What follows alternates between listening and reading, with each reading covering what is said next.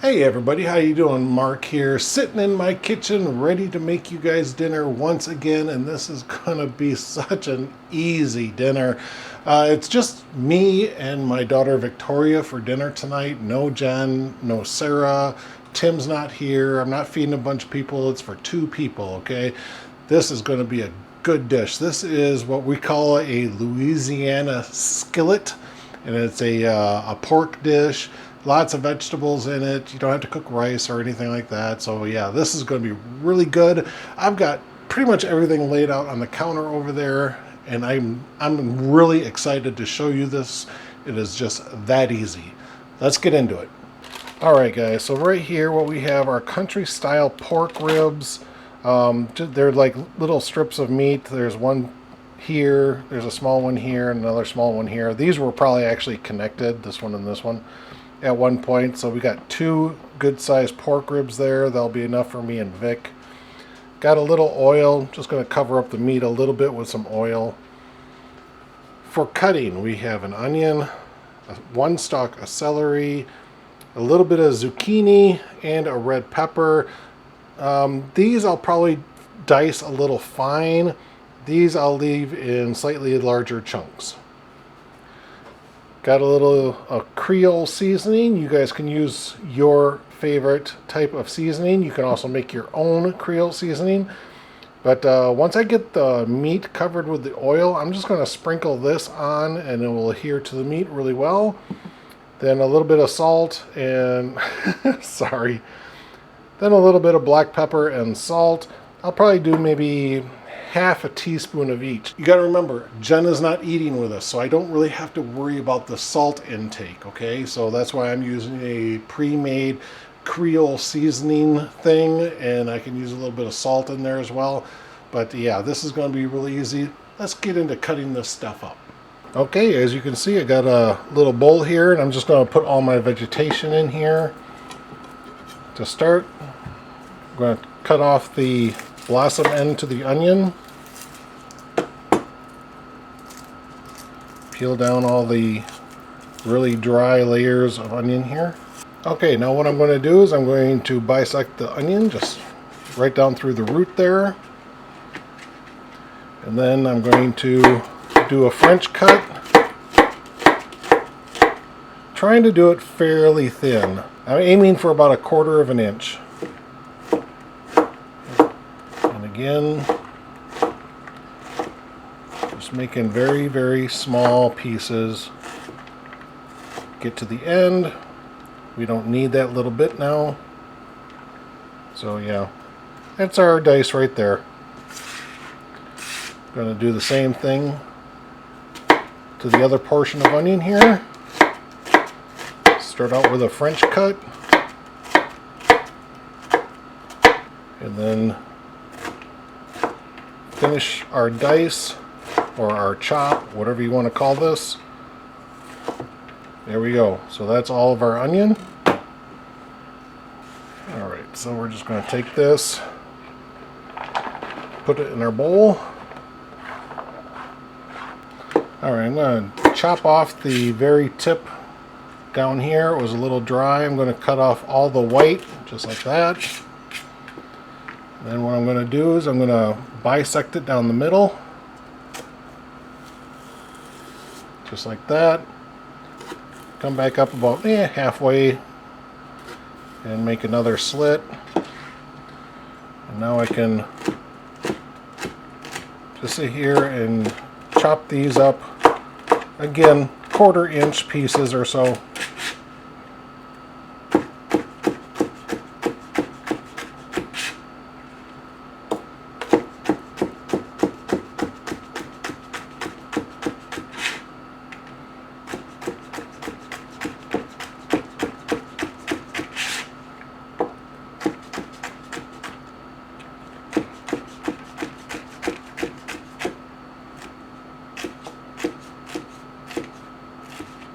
There we go. All right. So there is our celery. Okay, so my wife has already used a little bit of the zucchini, which is fine. I really don't want a whole lot, but we're gonna cut a couple of strips here. And then we'll cut these into finer strips. A little more than a 1/4 inch thick. Get them all kind of grouped together a little bit, and we'll chop these. As you can see, I'm chopping these considerably larger than I did the onion and the celery.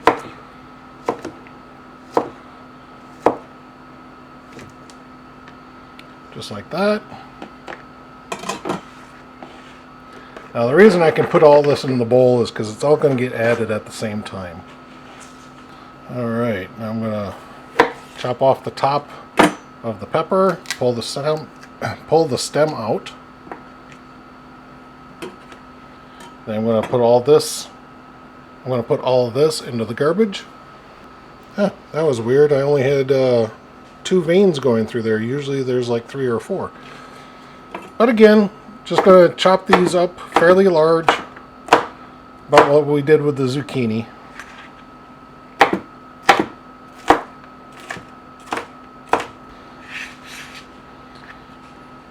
Alright, now I'm just going to dissect the rest of the pepper. Cut some good sized strips here. And then,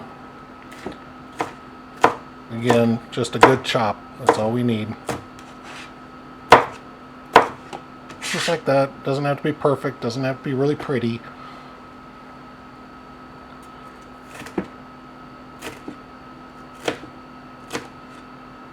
Same thing on this piece. Cut it into strips.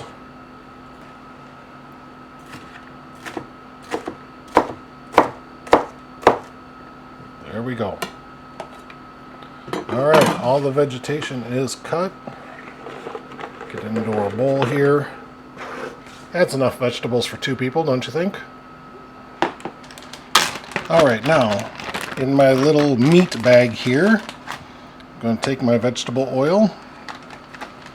Just going to squirt a little bit in there, maybe 2 teaspoons of oil.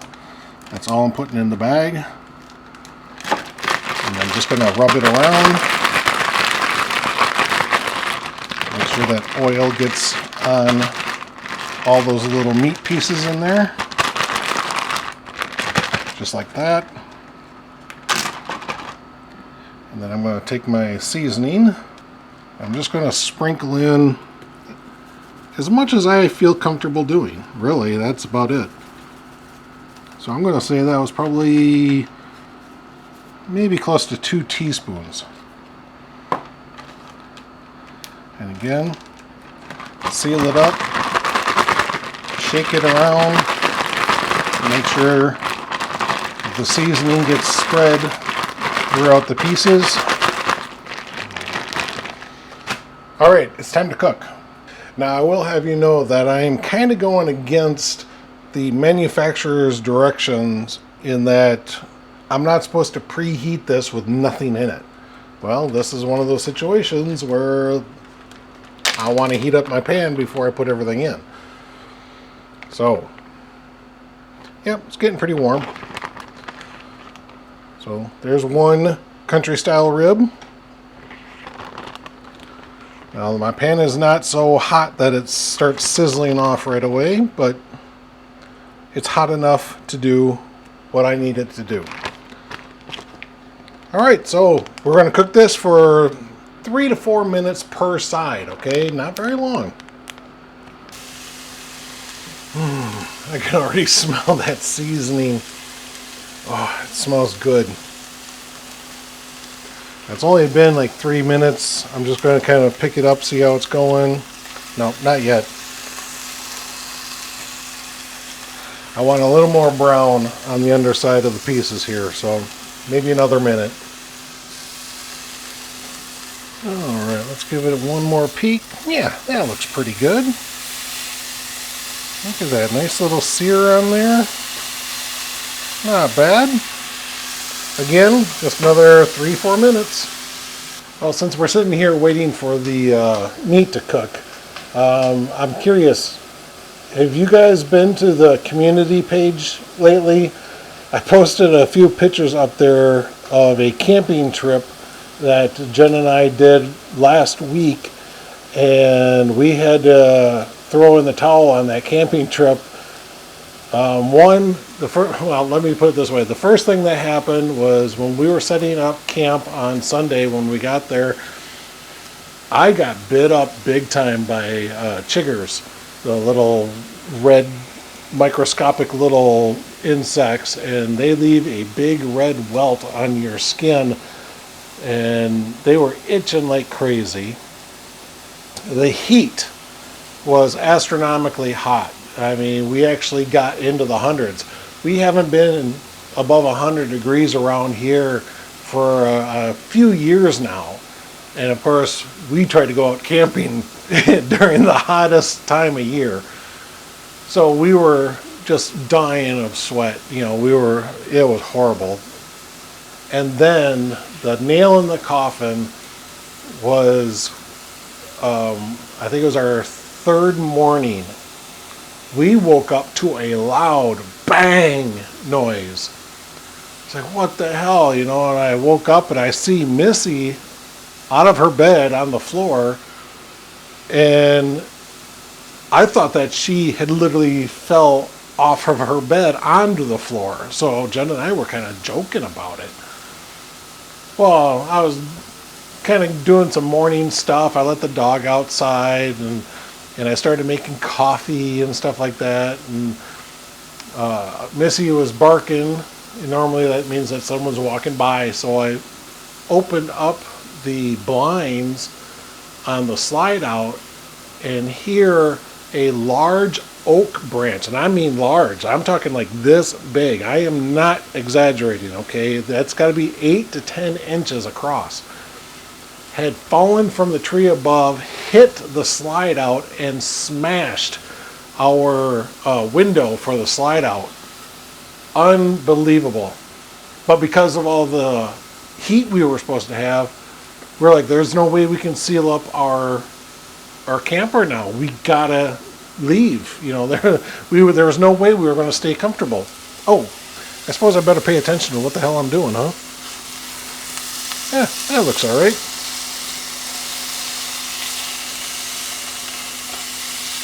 Yeah, that looks all right.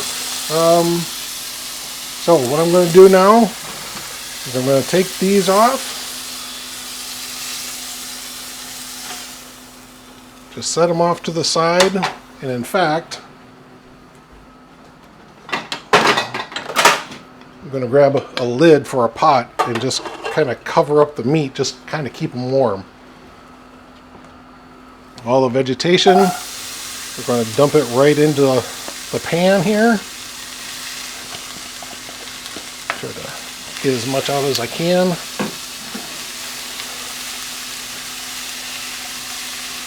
Now this is actually more of a dry roasting technique that I'm doing. There was a little bit of oil on the pork, and it had rendered out some, but not much. So yeah, I'm just going to toss these vegetables for just a few moments. The onions are already starting to turn brown, kind of releasing a little bit of liquid, and it's been deglazing the pan. Sorry, kind of choked up a little bit there. Kind of deglazing the pan just a little bit. So actually that's looking really good. I know I got out my measuring spoons, but I don't want to use them. So I'm just going to give it a good healthy pinch of salt. That'll pull out a little bit more moisture. Just a good sprinkling of black pepper, maybe like a 1/4 teaspoon of black pepper. Alright, now we're just going to stir that all in. Yeah, this is going to be good. Got a little bit of the browning action going on. Now, what I want to do is I want to take one of the zucchini pieces, because this to me is very tricky to cook, because if you overcook it, it really gets mushy and disgusting. So I want to leave it a little firm.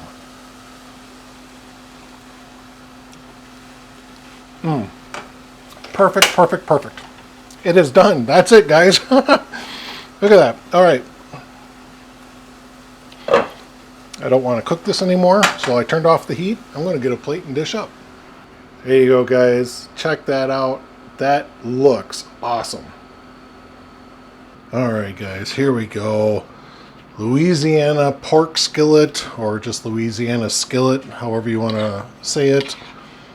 I'm going to, of course, try my vegetables. I usually eat through my vegetables first before they get cold.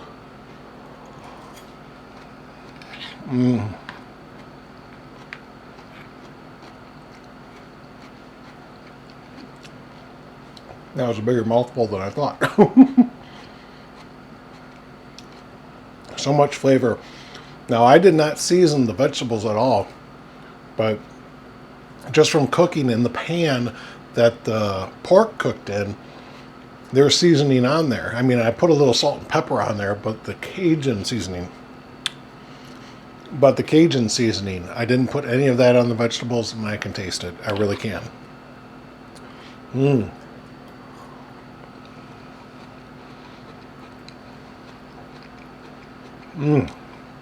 That's good.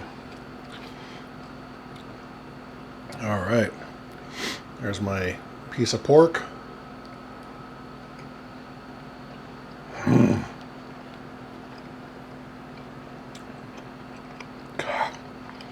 I love that Cajun seasoning. I really do. And of course,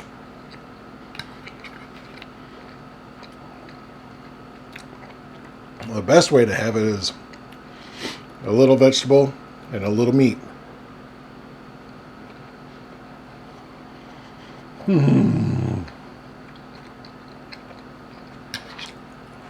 Now, if you need to bulk up the vegetables because maybe you're feeding 3-4 people, add in some corn to this. You know, just frozen corn, cup and a half, depending on how many people you got joining you. And that would be a fine addition to this little, I guess we can call it a succotash. Sorry, that was another big bite. Wow, that Zatarain's Cajun seasoning has a good amount of spice to it. Mouth is a little warm. I want to thank you guys for watching this video. I really do. This is a very simple recipe. If you get home and you're like, I don't really want to cook anything extravagant, this took us less than 30 minutes. I mean, seriously.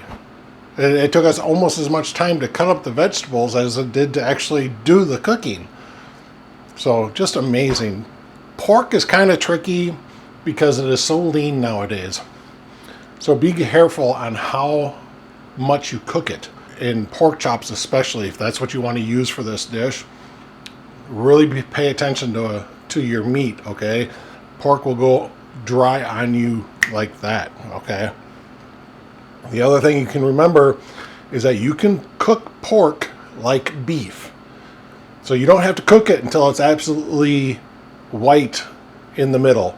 Leave a little pink in there. Leave it in a rare state.